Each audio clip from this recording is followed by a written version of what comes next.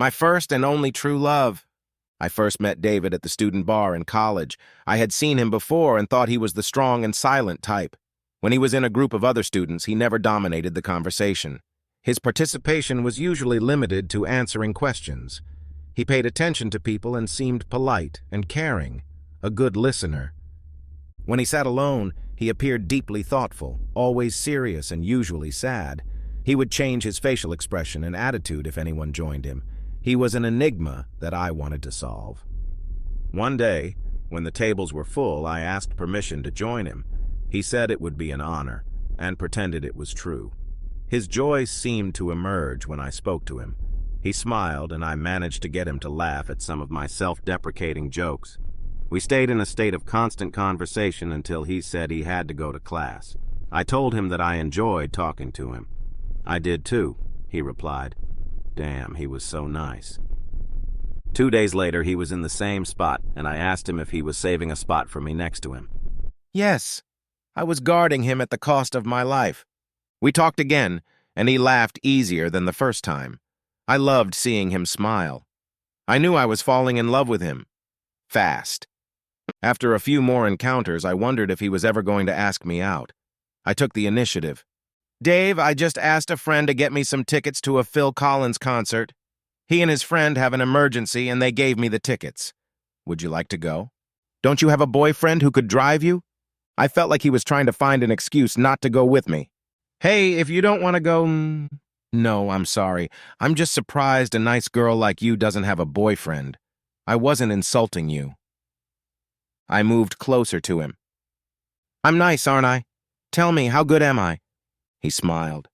"You're beautiful, smart, and very witty. That's my favorite trait about you." Heck, I was hoping for sexy. He blushed. He really did blush. "Nancy, you're taking me out of my comfort zone. Yes, I do think you're sexy, but I don't want our relationship to be based solely on looks. I'd like to get to know you better, but no is not in the biblical sense. Right now, I'd love to go to a concert with you." We went to a concert. I had a great time, and he seemed to enjoy it. We walked back to my dorm. He hugged me. No kiss, not even on the cheek. My estimation of my attractiveness took a hit. After a few weeks of constant seeing each other, I was worried again. "Dave, don't you like me?" "Of course I like you very much." "Then why don't you ask me out?" "I'd like to, but are we going down a path that could end up with us getting married? There's no reason to go down that path if we have no chance of getting married. I need 2 things before I seriously start dating a girl. I need to meet her parents, who need to approve of me dating her, and she needs to know that I don't want to have kids. Think about what I just said. If you agree, set up a day and time to meet with your parents. Please understand that even if you agree to these 2 things and we date, it doesn't necessarily mean we will get married. It's just that I won't go on a trip until you do." I was stunned. Most of the guys I'd had didn't want to date my parents. I think the look in their eyes that said, "I just want to get in her panties," was too obvious if my parents looked at them face to face. The "no kids" statement wasn't that unusual and could probably be revisited later. I didn't really feel that strongly one way or the other. Dave knocked my idea of men out of whack. I called my parents, who were immediately puzzled as to how serious our relationship was if he wanted to meet them. My father asked me if I was pregnant. My mother was ready to plan a wedding. I told them to behave themselves and not spoil it all. One evening, we met up with my parents. Dave started the conversation after some small talk and then got to the point. "Mr. and Mrs. Jackson, I appreciate your willingness to meet with me before Nancy and I start dating. I ask for this because I don't date casually. I view dating as a step toward marriage if and only if things go well. Will things go well for Nancy and me? I have no idea yet. All I know is that I'd like to find out. My other problem is that I don't plan on having children with my wife. I hope you realize that my reasons for this are too personal for me to reveal. I know how some parents look forward to having grandchildren. If this is unacceptable to you, I will respect your decision and not date Nancy. Having heard what I had to say, I ask your permission to date your daughter." A long pause ensued before my father finally spoke. "Although Nancy is an adult and doesn't need our permission, I appreciate you talking to us first. I see no problem in giving our consent for the 2 of you to date. I can't speak for my wife." Dave, I want Nancy to choose who she dates based solely on her own feelings. Of course, I want grandchildren, but having a happy daughter is more important. You have my blessing for today. Dave and I thanked them and left. I gave him a big hug before we stepped off the porch. He was smiling. I really liked his smile. Our dating life started from that night. Dave said the right things and did the right things on our dates. We became more intimate in our kissing and touching each other, but we never made love. We dated exclusively for a year, and I thought we had reached a plateau, a good plateau, but I wondered if we were stuck or if we were going anywhere from here. Dave, I love you. If you love me, tell me where you think we are headed as a couple. Nancy, I love you very much. I think it's time we talked about marriage. I hope it doesn't scare you as much as it scares me. Scare me? Dave, sometimes you seem completely ignorant. If you ask me a question, I say yes. Well, then I'm asking. Nancy Jackson, will you marry me? Wait a minute, let me think about it. Okay, yes. We got married after graduation in a simple wedding to save money. A few months later, we both had good jobs. Dave turned out to be great in bed and seemed to love lots of foreplay. He didn't turn out to be timid like the virgin I thought he was. He never said anything about the women he dated. Dave was great around the house and willingly shared household chores. He often asked if he was doing enough to help. I always received compliments on my cooking, cleaning, laundry, and especially my ability to satisfy him in bed. My female co-workers were very jealous. Our home life was full of energy centered on companionship, caring, love, and laughter. To save money, we rarely ate out and stayed in to play board or card games instead of going to the movies or concerts.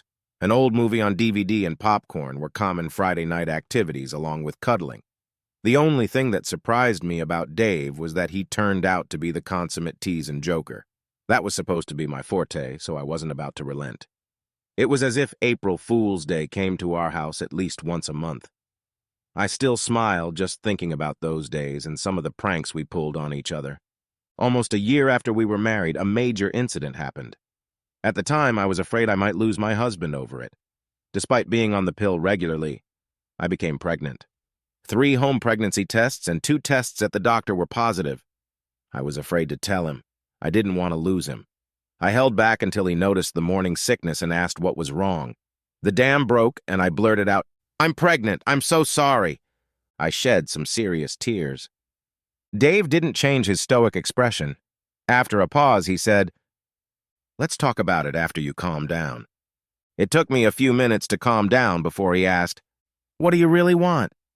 "Dave, I want to have a baby, but if you want me to, I'll keep the promise I made to you to live a child-free life. I'll agree to give the baby up for adoption, but I won't have an abortion. You can decide for us whether to keep the baby or give it up for adoption. I hope we keep it." Nancy, I don't believe in killing babies either. I was very touched when you said you wanted to keep him. That tells me a lot about your love and our marriage. I truly believe in supporting you as much as you support me. I will have to give up my previous position for you. For me to be happy in our marriage, you have to be happy. I agree to let you keep the baby. I promise to be the best father I can be. You will never hear a word of regret from me.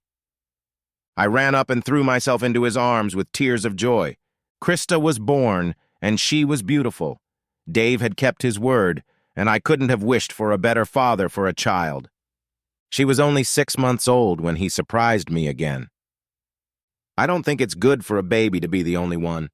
How about giving her a brother or sister in a year or so? You can stay home and be a mom for a while. I'll have a vasectomy after our second child is born. I was stunned. All I could squeeze out was a weak, "Okay." Melody was born almost exactly 2 years after Krista. I quit my job for a few years and then went back to my old job. I never once detected a problem with Dave's attitude towards his parents. That's not to say I didn't suspect he had some issues. I just wasn't sure what the problem was or what to do about it. As he had earlier in college, Dave would sometimes sit alone in his chair and seem to sink into his thoughts. Sometimes it frustrated him to the point of tears. As wonderful as he was in every way that you would want a husband to be, I got the impression that he was hiding something from me, our marriage and our family. It seemed like he wasn't fully prepared to be my husband and the girl's father.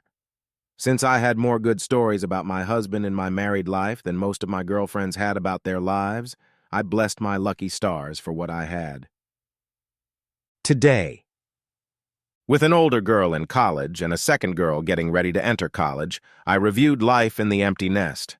I remembered how exciting dating was before marriage and what love was like with Dave for the first time in marriage. For the first year, we hardly ever left the bedroom on weekends. Two kids working and paying bills year after year seemed to drain the thrill of marriage like a balloon losing helium. I really missed the good old days when we were first married and it was just the two of us. We had a lot of fun.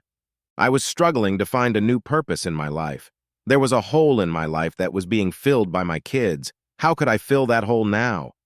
Having an affair was an option I sometimes considered because of the offers I was getting from some very handsome men. Men still hit on me, even at my age. Some felt that my marriage enhanced my qualities rather than hindered them. There were a couple of times when the right man and the right circumstances seemed to assure me that my husband was unlikely to find out if I lost my way, but I never did anything more than flirt. We often teased each other about having an office wife and an office husband. I spent a lot of time watching Dave, which I don't think he was aware of. There were times like before when I would see Dave staring off into space with a sad expression on his face. I'd ask if something was bothering him and he'd say, "Nothing." I knew it was for a reason. I suspected there was some tragedy in his past that he was uncomfortable sharing. What could I do? Then one day it hit me. Laughter was what I missed most compared to before. Dave would do anything to make me laugh and vice versa. I had one of those snorting laughs. When I took a breath while laughing, I sounded like a snort.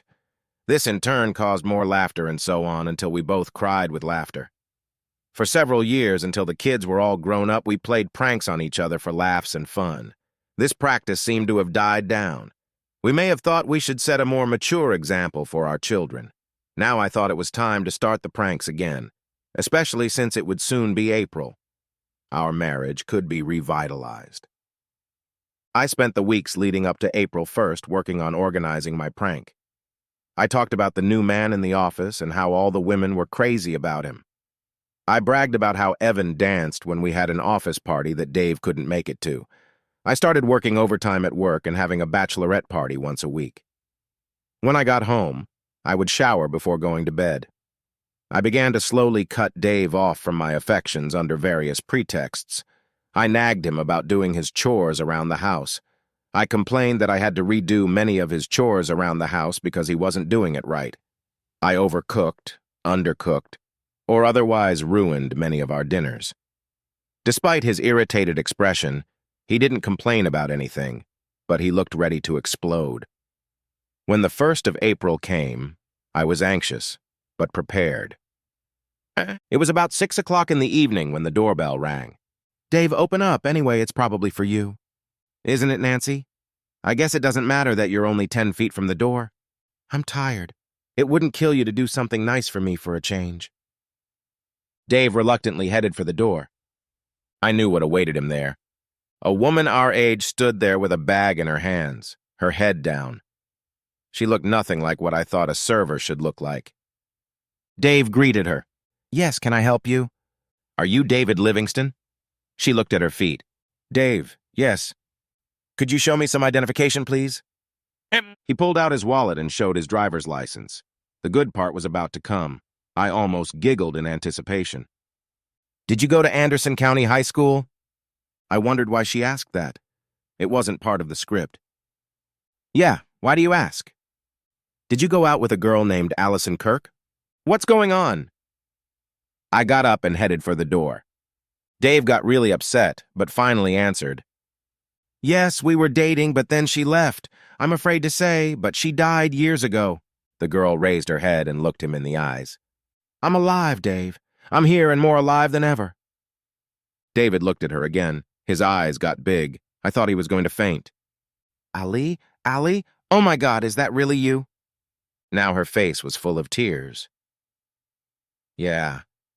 But, your parents told me you were dead. They said you killed yourself because of me. It was a lie to keep you from trying to find me. David reached out and pulled her to him. They embraced and kissed. It seemed like they would never stop. I thought I would never see you again in this life. Please come in before I have a heart attack. They went and sat next to each other on the couch. I walked over to my deep armchair. They were holding hands and giggling like two giddy teenagers. I was completely ignored, and it made me angry. I intervened. Excuse me, you two. Dave, can you tell me what the hell is going on here? Who is this woman, and why are you groping her on all sides? Nancy, this is Allison Kirk, my first and only true love. I never told you about her because it brought back too many sad memories. I thought she was dead. Her being here is a miracle to me. Your one true love. I beg your pardon. Who am I then? Allison and I were head over heels in love in high school. We were sure we'd get married and start a family after graduation. Her parents were very conservative and were against me as a potential son-in-law. We weren't even allowed to date. Allison would sneak out of the house late at night. When everything was forbidden, love didn't seem so forbidden. We were going to get married soon. We did it whenever we could. One day I ran out of birth control, so we took a chance. Allison got pregnant. We planned to elope and get married, but Allison was too young to sign for herself. We needed at least one of her parents to sign the contract. We hoped that her pregnancy and my desire to marry her would convince them to sign the contract. But shortly after Allison told her parents, they took her and left. To this day, I never heard from her. Her parents called out of the blue a few months after they left and told me that Allison had killed herself over a child out of wedlock. The baby had died when she did. Dave then turned to Allison in tears. Allison, what happened to our baby? Did you have an abortion? No, I didn't want to, and my parents wouldn't have let me anyway.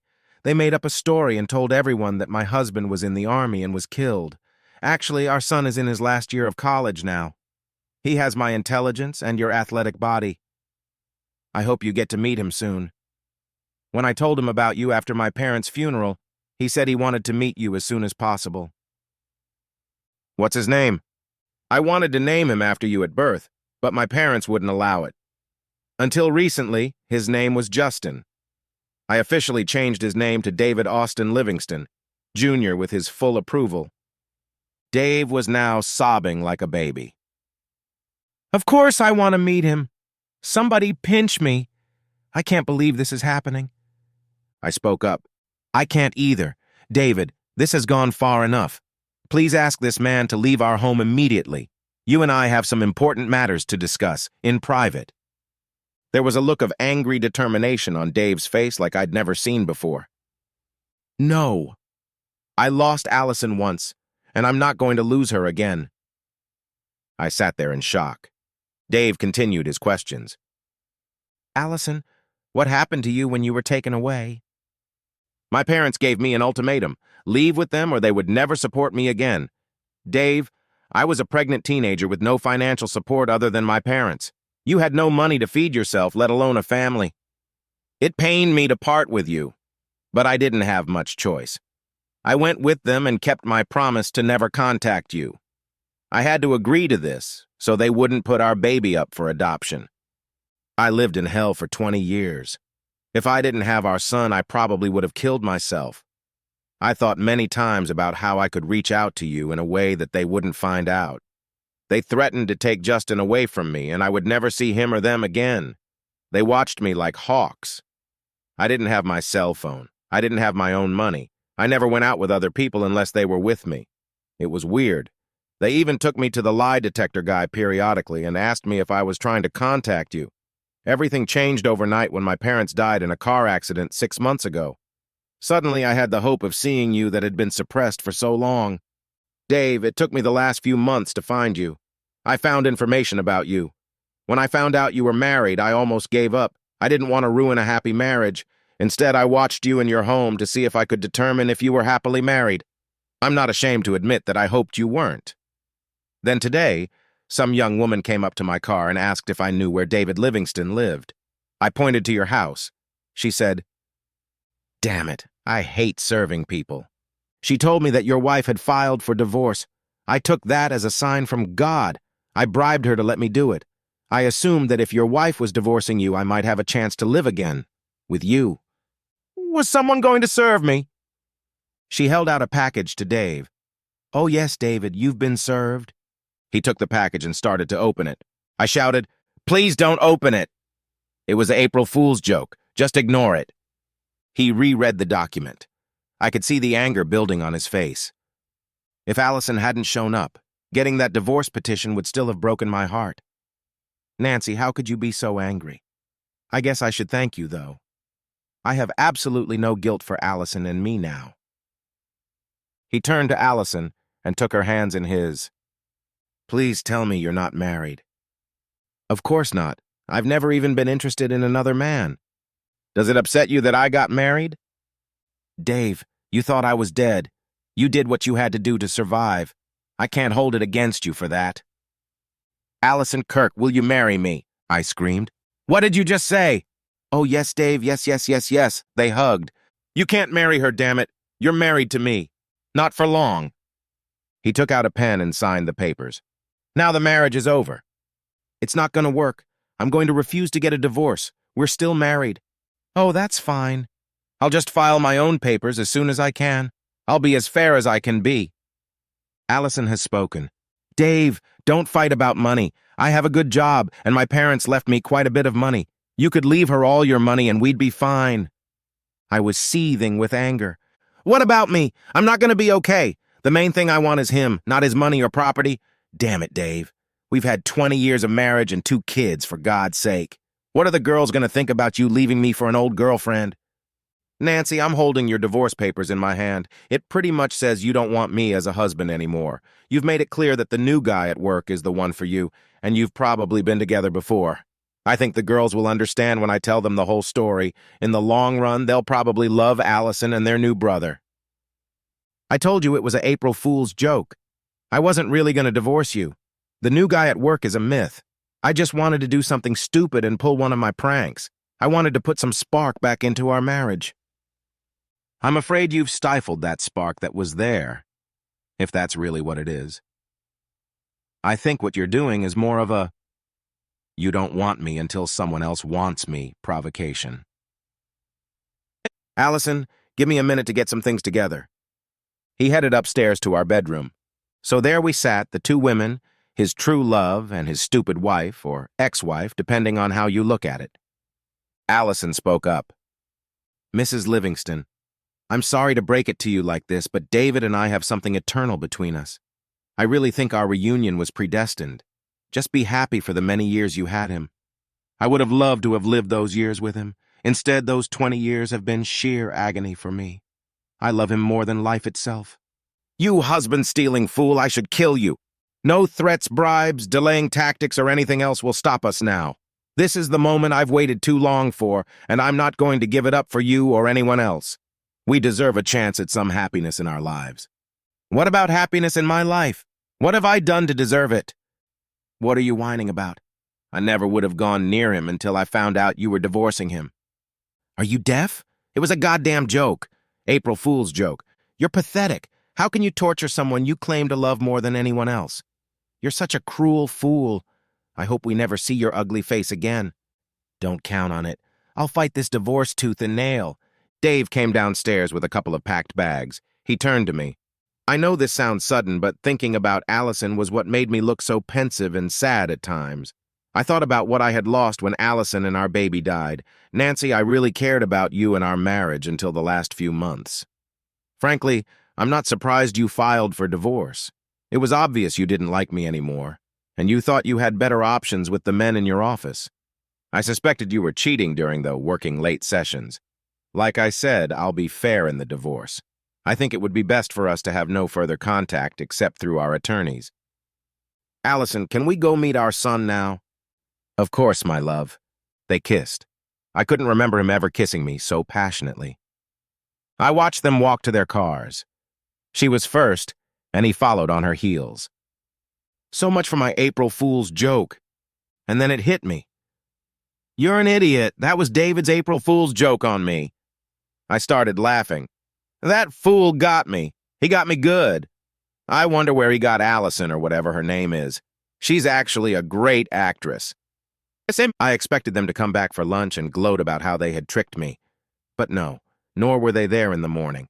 Holy crap, they're really playing this joke. It wasn't until I received his divorce papers that I finally realized it wasn't a joke. I tried to fight the divorce, but after 6 months of battling with counteroffers, it was clear that the three of them were already a new family without our divorce. I gave up, sold the house, and moved closer to the girls who, unfortunately for me, liked their new stepmother and older brother. They thought the miraculous reunion of their father, his true love, and his son was a momentous occasion. None of this, of course, made me sympathetic. Not much has changed in my life in the years since our divorce, except for the grandchildren, whom we share with all the courtesy I am capable of at family reunions. My worst time is when April first comes around, which reminds me of what happened. It wasn't all my fault. Who the hell reunites with their long-lost lover and son who are presumed dead? We could have ended up getting a divorce anyway, but I made it a lot easier with my shenanigans. I'm not pulling any more April Fool's pranks. The end.